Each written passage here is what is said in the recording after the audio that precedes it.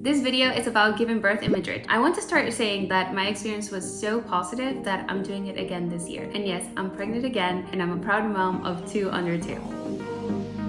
One of the reasons that motivated me to have the second baby right away is that I was really comfortable with my hospital, my medical team, my birthing experience.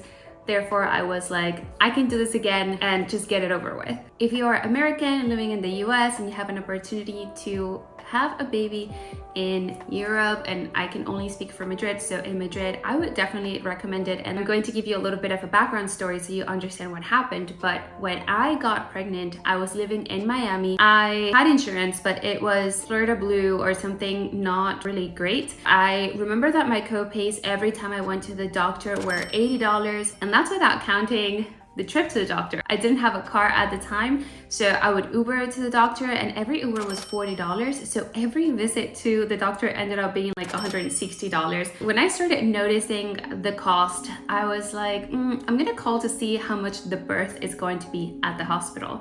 So I call my insurance and they tell me, oh, if it's vaginal birth, no complications, it's about $12,000. And this is a rough estimate. If it's a C-section, it can go for $30,000 or more, and that we have to negotiate. I already knew that this was going to be really expensive, and I wasn't a citizen of anywhere in Europe, but my partner is. I couldn't get Seguridad Social or free care, but we could get private insurance. With this particular insurance, which is called MUSA or Nueva Mutua Sanitaria, take note of that. It's 75 euros a month that we have to pay per person. I didn't have to pay anything when I went to the doctor. My birth cost was going to be $0. So we were like, let's go. And that's how we came to Madrid. Let's talk a little bit about the pregnancy care. I chose to give birth in San Rafael, and this was a recommendation from family members. The hospital is, I believe, really nice. It's super clean. Everything works in there. Everyone is doing their job, so I have no complaints whatsoever about the hospital. I think that the pregnancy care was great. People here in Spain are very straightforward. Yeah, they're not like sugarcoating things. The customer service is not really there, which in the beginning I was offended by, but now I'm like, yes, let's go straight to the point. Why smile and make this something that it doesn't need to be? My doctor was never too talkative. She was always, again, straight and to the point, which was actually really, really nice for my mental health because I was never worried about anything. I've talked to other friends who tell me that their doctor told them that the baby was going to be too heavy, so they probably had to start thinking about a C-section. And then the baby comes out and it's a normal size. I even remember when I went to an appointment in the US with a doctor that was substituting my doctor, she started to talk to me about nutrition while pregnant. She scared me off so much, telling me that why am I eating shrimp, and that's an insect from the sea, and I shouldn't be eating stuff like that, and and I should eat this and that. And I left that appointment freaking out. There's no reason to stress out a pregnant woman with these minuscule things. And my doctor here never did that to me. Something else I noticed is that they don't weigh you or take your blood pressure here in Spain. Again, when I came and I saw the difference, at first I was really like almost upset, like, oh, they don't care here, they're not getting my weight, how does she know, but also I remember in the US being super concerned about my weight all the time. This second pregnancy that I started with my doctor here in Spain, I don't even know how much I weigh, and I'm totally fine with that. Besides the typical care that women do, so the extra like blood work, you have to do the ultrasounds, the glucose test, all of that is the same as it is in the US. They do ask you to get an extra vaccine here for tos porcina, I think it is, which I didn't take, and I was totally fine.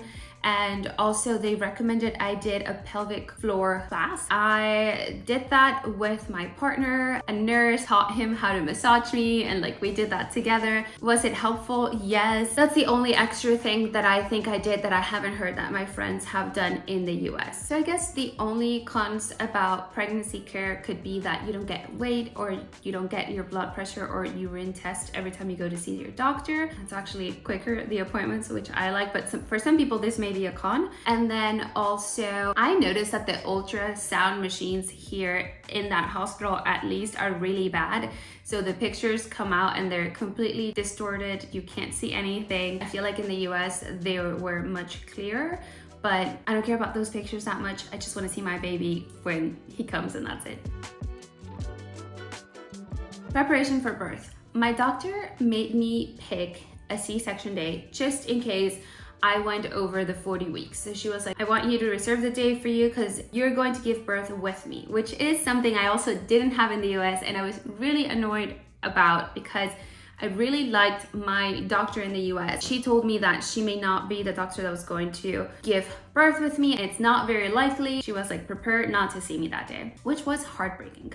But my doctor from the beginning was like, if it's C-section, vaginal birth, whatever you do, I'm gonna be there that day. Then she also asked me for my birth plan, and I had it. I printed out, gave it to her. She actually asked me to get a copy to give to the nurses and the midwife that was going to be in charge of me, and she did, because it felt like everyone knew what I wanted. That made me feel really comfortable as well, and I think that she was really honoring what I wanted, even though she obviously has her preferences to do birth, and she was suggesting other things, but she was like, but I know you want X, Y, and Z, and I'm like, yes, exactly, that's what I want.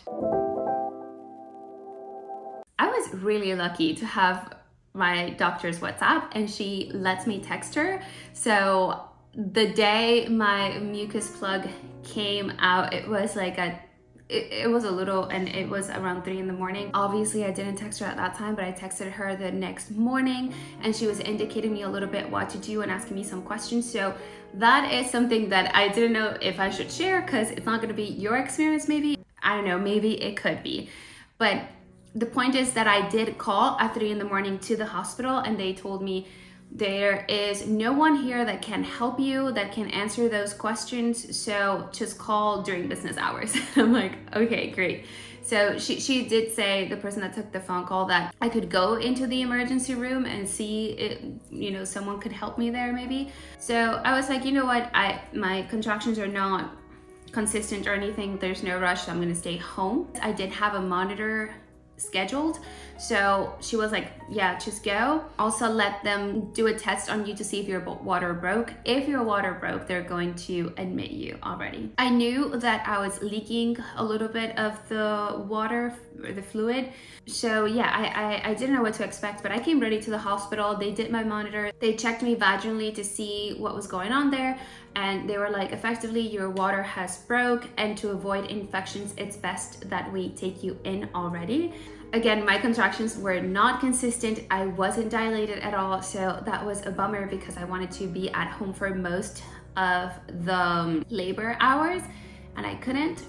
Maybe I'll do differently next time, but I also didn't want to risk an infection. I don't know how these things are managed in the US. I haven't heard a case like this from people I know yet. I feel like in the US they want you to be at home as much as you can, so it depends, but that was my experience here in Spain. They made me admit into the hospital because my water had broken, and just a little bit, not even the whole thing, so keep that in mind. Once I got there, I waited about an hour and they had my room ready. They put an IV on me, so it was unfortunate because I couldn't move much, and if you have done this before, you know that sometimes you do want to move and you have a lot of aches, and to go through your contractions, you just can't be laying down for hours and hours. So I requested, they allowed me to move a little more, so they gave me a monitor in my belly that allowed me to move, and they told me I could move with the IV thing.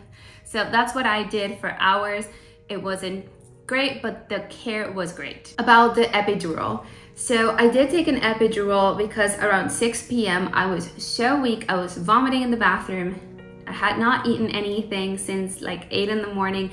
I was super tired, and I felt like I couldn't keep going, and if I had to push, I was not gonna have the strength to do that, which it's a lie. Actually, you do get the strength to do it, but that's what I thought in the moment. So I was like, you know what, let's just do the epidural. And it wasn't pushed on me or anything, but it was suggested because of how I was doing at the time, I believe.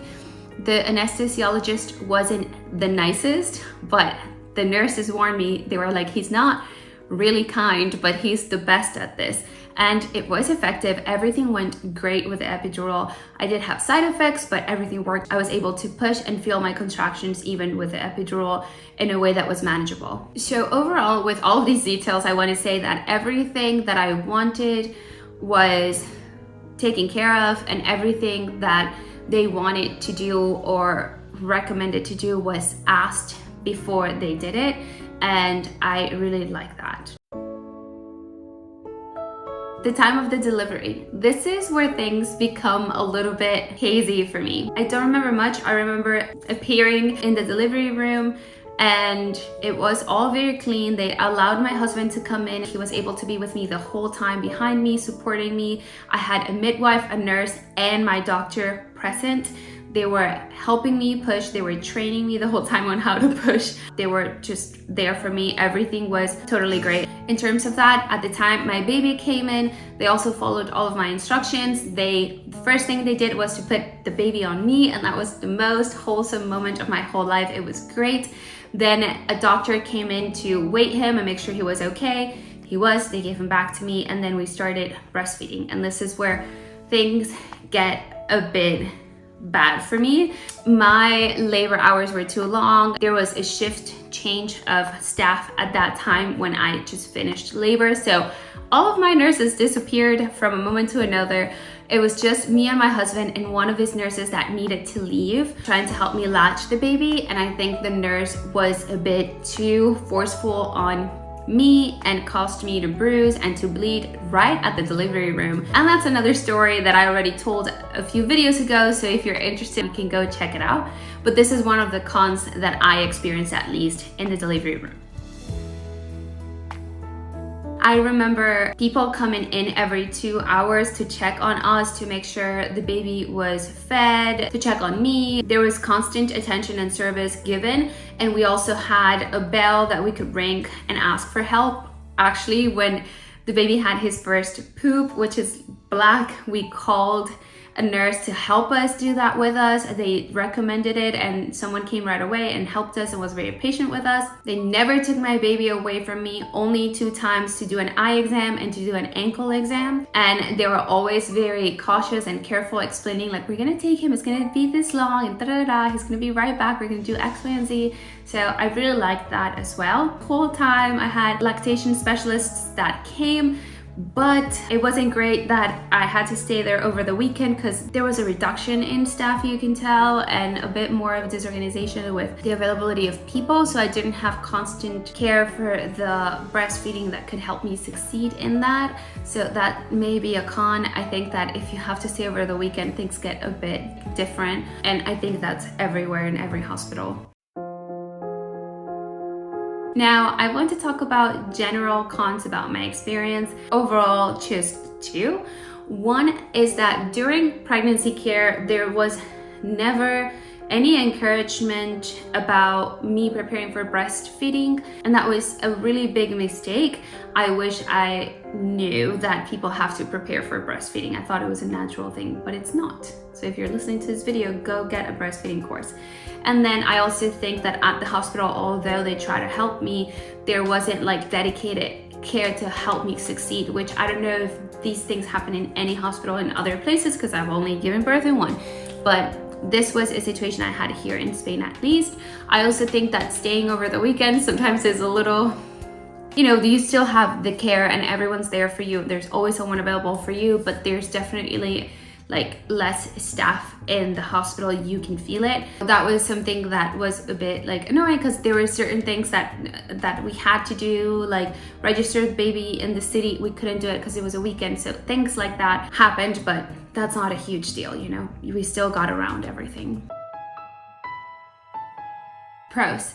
My room was great. I had everything I needed, starting from postpartum pads to even the disposable underwear. Everything I wanted was there. I didn't have to bring much besides things for personal care like toothbrush, shampoo, things like that, but everything else was available. The room was clean. There was enough space for me, for my husband, for the baby. They even actually gave us diapers. They gave formula for my baby. So I felt like I had everything there. I even had a terrace in my room and natural light, which was so good for me and my baby those very first days. The location of San Rafael, there are not a lot of things walking distance besides like Pizza Hut and pharmacies and maybe one bar. So if you're coming with family, maybe like there's not a lot of places to go, but it's still pretty central. If you walk more than 10 minutes, you're gonna find something or somewhere. You know, we didn't struggle with the location at all. I think it's a good location, and the hospital is really great, and the room is really good, and the food was decent. It was good. The care was really outstanding. I have to say that even with that rotation that I told you and people leaving like suddenly and all,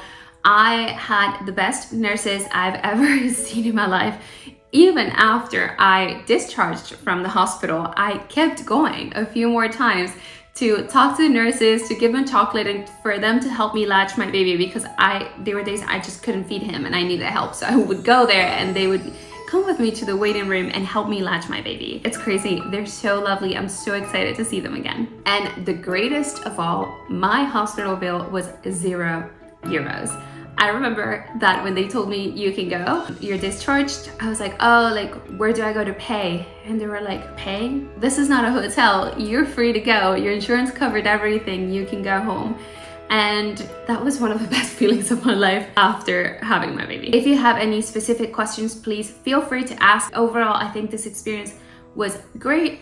I haven't heard a lot of this positive experiences from other people in the US. Sometimes they're a bit more, negative, especially when it comes to the bill, but I think it was great. I would do it again and again, and that's all.